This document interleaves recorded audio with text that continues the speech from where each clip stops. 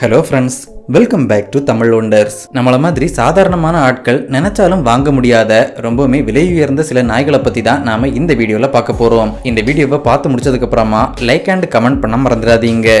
Pharaoh hound பண்டைய கால எகிப்து மன்னர்களான ஃபேரோக்கள் பயன்படுத்தியதாக கருதப்பட்ட நாய்கள் தான் ஃபேரோ ஹவுண்ட் நாய்கள். எகிப்து பிரமிடுகள்ல இந்த நாய் மாதிரி தோற்றம் கொண்ட பல படங்கள் வரையப்பட்டிருக்கு. இந்த நாய்களை ஃபேரோக்கள் காவலுக்கும் வேட்டைக்கும் பயன்படுத்தியதா பல கதைகள் இருக்கு. ஆனா சமீபத்திய ஆராய்ச்சிகள் எகிப்துக்கும் இந்த நாய்களுக்கும் எந்த விதமான தொடர்பும் இல்லைன்னு சொல்லுது. ஆனாலும் இந்த நாய்களை சாதாரண நாய்கள்னு சொல்லிட முடியாது. அதிக மோப்ப சக்தி, கேட்கும் திறன் மற்றும் வேகமா ஓடக்கூடிய இந்த நாய்கள் முயல் மாதிரி சின்ன விலங்குகளை ரொம்ப தூரத்துல இருந்தே சென்ஸ் பண்ணி துரத்தி பிடிக்கக்கூடியது. பழங்காலத்துல ஐரோப்பாவின் மால்டா விவசாயிகள் இந்த நாய்களை முயல் வேட்டை மாதிரியான விஷயங்களுக்கு அதிகமா பயன்படுத்தி இருக்காங்க. நவீன காலத்துல கூட லூர் கோர்சிங் மாதிரி வேகம் தேவைப்படுற நாய் விளையாட்டுகள்ல இந்த நாய்கள் அதிகமா பயன்படுத்தப்படுது. இத ஒரு செல்ல பிராணியாவும் வளர்க்க முடியும். தன்னோட உரிமையாளர் கூட ஓடி ஆடி விளையாடுறதும் இந்த நாய்களுக்கு ரொம்ப பிடிக்கும். இந்த நாய்களுடைய விலை $7,500, அதாவது $6,40,000 வரைக்கும் இருக்கு. ஆப்கான் ஹவுண்ட் பல இடங்கள்ல இந்த ஆப்கான் ஹவுண்ட் வகை நாய்கள் ஒரு கண்கவர் காட்சி பொருள் மாதிரி பயன்படுத்தப்படுறத நீங்க பார்த்திருக்கலாம். ஆனா இது ஒரு வேட்டை நாய்னு எத்தனை பேருக்கு தெரியும்? இது பார்க்க ஏதோ நவீன கால நாய் மாதிரி இருந்தாலும் இந்த இனம் சில 1000 ஆண்டுகள் பழமை வாய்ந்தது. இது ஆப்கானிஸ்தான், பாகிஸ்தான் மற்றும் வட இந்தியாவின் வடக்கு பகுதிகளில் அதிகமா இருந்தது. இந்த பகுதிகளில் வாழ்ந்த புலம்பெயரும் பழங்குடி மக்கள் மான் வேட்டைக்கு பயன்படுத்துறதுக்காக இந்த நாய்களை வளர்த்திருக்காங்க. இதுங்களை வச்சு சிறுத்தை புலிகளை கூட வேட்டையாடினதா கதைகள் இருக்கு. உடல் முழுக்க இருக்கிற நீளமான முடி கடினமான மலை பிரதேச பருவநிலைகள்ல இருந்து இந்த நாய்களை பாதுகாக்குது. ஆனா இன்னைக்கு இந்த நாய் நல்லா வேட்டையாடுங்கிறதுக்காக யாரும் வளர்க்கறது கிடையாது. இதோட அழகுக்காக மட்டும்தான் பலரும் இந்த நாய்களை வளர்க்குறாங்க. நாய் விளையாட்டுகள்ல இருந்து மேகசின், அட்டைப்படங்கள், பிரபலங்களோட போட்டோ ஷூட் வரைக்கும் இந்த நாய்களை அதிகமா பயன்படுத்துறாங்க. இந்த நாய்களை மெயின்டைன் பண்றது அவ்வளவு சுலபம் கிடையாது. இதுங்களோட முடிய தினமும் உட்கார்ந்து வாரி விடணும், இல்லைன்னா அது பின்னி பணஞ்சிடும். ஒரு ஆப்கான் ஹவுண்ட் வாங்க $6,00,000 வரைக்கும் செலவாகும். ஆனா அது வரும் ஆரம்பம் தான். இந்த நாய்களுக்கு நோய் எதிர்ப்பு சக்தி குறைவு. இதன் காரணமா கண்புரை மற்றும் தைராய்டு சம்பந்தமான நோய்கள் அதிகமா வரும். அதுக்கான மருத்துவ செலவு, உணவு, குரூமிங்னு மெயின்டைன் பண்றதுக்கே லட்சக்கணக்கில் செலவு பண்ண வேண்டி இருக்கும். ஆனாலும் அழகான இந்த நாய்கள் மனிதர்கள் கூட நல்லா பழகுங்கிறதால பலரும் இதை விரும்பி வளர்க்குறாங்க. கனேடியன் எஸ்கிமோ டாக் கிமிக்குன்னு அழைக்கப்படுற இந்த கனேடியன் எஸ்கிமோ நாய்கள் பழமையானது மட்டும் இல்லாம அழிவின் விளிம்பில் இருக்கக்கூடிய நாய்கள். சைபீரியால இருந்து வட அமெரிக்காவுக்கு புலம்பெயர்ந்து வாழ்ந்த துளி பழங்குடி மக்கள் தான் இந்த நாய்களை அதிகமா வளர்த்தாங்க. இந்த நாய்களை பனிப்பிரதேசங்கள்ல ஸ்லெட்ஜ் இழுக்கவும், வேட்டைக்காகவும், காவலுக்காகவும் பயன்படுத்தினாங்க. ஆனா இப்போதைய நிலைமை எடுத்து பார்த்தா நிலைமை ரொம்ப மோசமா இருக்கு. 2018 எடுக்கப்பட்ட ஒரு புள்ளி விவரத்துல 300க்கும் குறைவான கனேடியன் எஸ்கிமோ நாய்கள் தான் உயிரோட இருக்கிறதா குறிப்பிடப்பட்டிருக்கு. இப்ப வரைக்கும் இந்த எண்ணிக்கையில எந்த முன்னேற்ற இல்ல. நவீன கால கருவிகளால இந்த நாய்களின் பயன்பாடு குறைந்ததும் கிராஸ் பிரீடிங் பண்ணதும் தான் இதுக்கு காரணம்னு சொல்றாங்க. ரொம்ப அரிதா இருக்கிற காரணத்தால இந்த நாய்களை வாங்குறதோ வளர்க்கறதோ அவ்வளவு சுலபம் கிடையாது. ஒரு எஸ்கிமோ நாய்க்குட்டியோட விலை $7,50,000க்கும் அதிகமா இருக்கு. டோகோ அர்ஜென்டினோ டோகோ அர்ஜென்டினோ நாய்கள் வழக்கமான செல்லப்பிராணிகள் கிடையாது. 1928ஆம் ஆண்டு அர்ஜென்டினாவை சேர்ந்த மருத்துவர் ஒருத்தர் இதை கலப்பின முறையில உருவாக்கி இருக்காரு. காட்டுப்பன்றிகள் மற்றும் மலை சிங்கங்கள் கூட சண்டை போடுறதுக்காகவே பிரத்யேகமா இவர் இந்த நாய்களை உருவாக்க முயற்சி பண்ணியிருக்காரு. இதுக்காக இவர் 9 வெவ்வேறு நாய் இனங்களை பயன்படுத்தி இருக்காரு. கடைசியா அவர் நினைச்சது மாதிரியே கட்டுமஸ்தான உடலோட பயமே தெரியாத அத்லட்டிக்கான இந்த நாயை அவர் உருவாக்கி இருந்தாரு. இந்த நாயால ரொம்ப வேகமா ரொம்ப தூரத்துக்கு ஓட முடியும். இதன் காரணமா வட அமெரிக்கா மற்றும் ஆசியாவின் சில பகுதிகளில் வாழ்ந்த வேட்டைக்காரர்கள் இந்த நாயை அதிகமா வளர்த்தாங்க. இன்றைய காலகட்டத்தில் பலரும் இந்த நாயை செல்லப்பிராணியா வளர்த்தாலும் இது எல்லாருக்குமான நாய் கிடையாது. இந்த நாய்கள் எந்த முன்னறிவிப்பும் இல்லாம திடீர்னு ரொம்ப மூர்க்கமா நடந்துக்கும். இதனால இத பல நாடுகள்ல தடை பண்ணிருக்காங்க.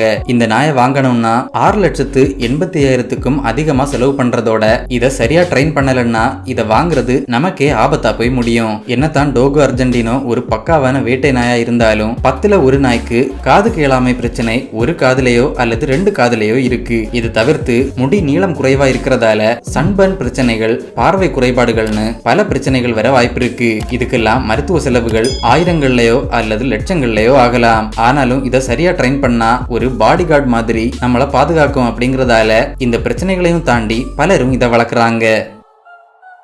சௌ சௌ இந்த சௌச்சௌ நாய்கள் நல்ல புசு புசுன்னு முடியோட பார்க்க டெட்டி பேர் மாதிரி இருக்கிறதால இது ரொம்ப சாதுவான நாய்கள்னு நினைக்காதீங்க. வடக்கு சைனாவை பூர்வீகமாக கொண்ட சில 1000 ஆண்டுகள் வரலாறு கொண்ட இந்த நாய்களை வேட்டை, கால்நடை பராமரிப்பு, காவல் மற்றும் வண்டி இழுக்கிறது மாதிரியான விஷயங்களுக்காக வளர்த்திருக்காங்க.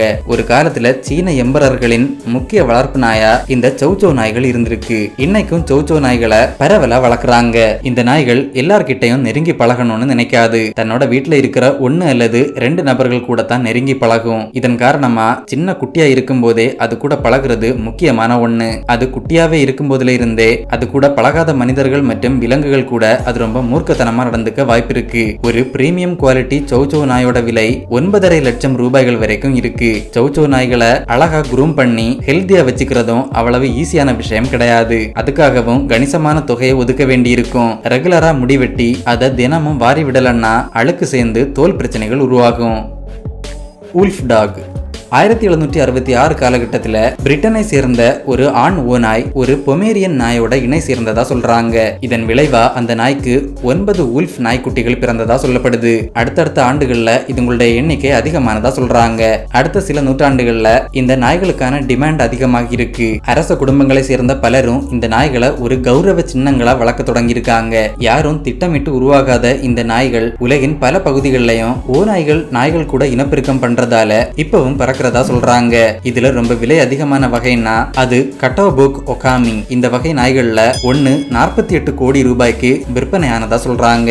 நாய் விற்பனை வரலாற்றிலேயே அதிக விலை போன நாய் இதுவா தான் இருக்கு. இது ஒரு ஓநாய்க்கும் கவுகாசியன் ஷெப்பர்டுக்கும் பிறந்த ஒரு நாய். திபெத்தியன் மஸ்டிஃப் பார்க்கறதுக்கு சிங்கம் மாதிரியான தோற்றம் கொண்ட ஒரு நாய் தான் திபெத்தியன் மஸ்டிஃப். இது திபெத் மற்றும் நேபாளத்தை பூர்வீகமாக கொண்ட ஒரு நாய். விவசாயிகள் கால்நடைகளை காட்டு விலங்குகள் கிட்ட இருந்து பாதுகாக்கிறதுக்காக இந்த நாய்களை அதிகமா வளர்த்திருக்காங்க. ஓநாய்கள், கரடிகள், சிறுத்தை புலிகள் மாதிரியான விலங்குகள் கிட்ட இருந்து இந்த நாய்கள் கால்நடைகள் மட்டும் இல்லாம விவசாயிகளையும் பாதுகாத்து வந்தது. வழக்கமான திபெத்தியன் மஸ்டிஃப் நாய்க்குட்டிகள் 2.5 லட்சம் முதல் 8 லட்சம் வரைக்கும் விலை போகும். ஆனா குறிப்பிட்ட ஒரு மஸ்டிஃப் குட்டி 16 கோடிகள் விலை போனதா சொல்றாங்க. வழக்கமான விலை கொடுத்து இந்த நாயை வாங்கினா கூட இதுக்கான பராமரிப்பு செலவுகள் அதிகமா இருக்கும். உணவு மற்றும் குரூமிங்னு செலவுகள் அதிகமா இருக்கும். சேமோயிடு பார்க்கறதுக்கு கியூட்டா ஸ்னோ ஏஞ்சல் மாதிரி இருக்கிற இந்த சேமோயிடு நாய்கள் குணத்துல அப்படி கிடையாது. சைபீரியாவை பூர்வீகமாக கொண்ட இந்த நாய்கள் சேமோய் பழங்குடி மக்களால பல நூற்றாண்டுகளா வளர்க்கப்பட்ட நாய்கள். ஸ்லெட்ஜுகளை இழுக்கவும், ரெயின்டியர்களை கண்காணிக்கவும், உரிமையாளர்களை குளிர்ல இருந்து பாதுகாத்து கதகதப்பா வச்சுக்கவும் இந்த நாய்களை பயன்படுத்தினாங்க. இந்த நாய்கள் முழுக்க முழுக்க பனியில வாழ்ற மாதிரி உருவான நாய்கள். நாயோட உடல் முழுக்க இருக்கிற 2 அடுக்கு முடி இத கதகதப்பா வச்சுக்கும். அதே நேரத்துல முடி உதிரும் ஷெட்டிங் சீசன்ல முடி எக்கச்சக்கமா கொட்டும். வீட்டுக்குள்ளேயே பனி பொழிஞ்ச மாதிரி வீடு முழுக்க முடியா தான் இருக்கும். சிலர் இந்த முடிகளை நூலா கூட பின்னுவாங்க. தெரியாதவங்க கிட்ட ஆக்ரோஷமா இருக்கிற இந்த நாய்கள் தெரிஞ்சவங்க கிட்ட நல்லா பழகுறதோட நல்லா விளையாடவும் செய்யும். இன்னைக்கு தேதிக்கு ஒரு சேமோயிடு நாய் வாங்கணும்னா 2.5 லட்சம் முதல் 12 லட்சம் வரைக்கும் கூட செலவாகும்.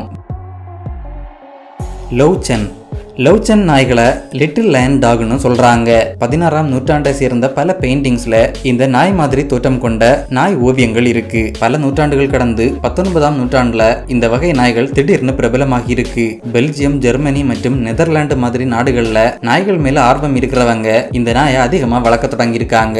2ஆம் உலக போர் காலகட்டத்துல அழிவின் விளிம்புல இருந்த இந்த நாயை இன்னும் சில கலப்புகள் மூலமா அழிவின் விளிம்புல இருந்து காப்பாத்தி இருக்காங்க. இன்னைக்கும் இந்த நாய்கள் அழியிற ஆபத்துல தான் இருக்கு. ஒரு லவ்சன் நாய்க்குட்டி கிடைக்கிறது ரொம்ப ஈஸி கிடையாது. முதலாவதா இதோட விலை 5 முதல் 10 லட்சம் வரைக்கும் இருக்கு. அடுத்து மெயின்டெனன்ஸ்க்கு ஒரு பெரிய தொகை செலவாகுது. ஓகே ஃப்ரெண்ட்ஸ், இதோட இந்த வீடியோ முடியுது. இந்த வீடியோவில் நீங்க பார்த்த நாய்கள்ல எது உங்களுக்கு ரொம்ப பிடிச்சிருந்ததுன்னு கமெண்ட் மூலமா சொல்லுங்க. இந்த வீடியோ உங்களுக்கு பிடிச்சிருந்தா லைக் அண்ட் ஷேர் பண்ணுங்க. இன்னும் இதே மாதிரியான வீடியோக்களுக்கு தமிழ் ஒண்டர்ஸ் சேனலை சப்ஸ்கிரைப் பண்ணுங்க.